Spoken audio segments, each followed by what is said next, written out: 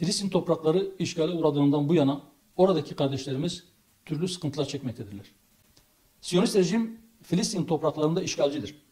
İşgalciye direnmek ve işgal ettiği topraklardan çıkarmak için mücadele etmek meşrudur. Meşru olmayan şey işgalin devam etmesidir. Beytül Makdis mukaddestir. Etrafı mübarektir. Kudüs ümmetin izzetidir.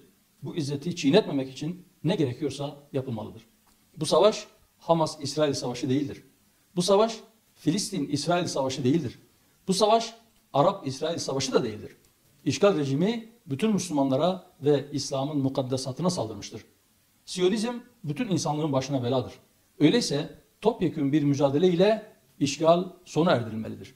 Allah'ın izniyle er ya da geç işgalciler işgal ettikleri topraklardan zelil bir şekilde çıkmak zorunda kalacaklardır. Zafer inananlarındır. Allah kesin bir zafer ile müjdelenmeyi nasip eylesin.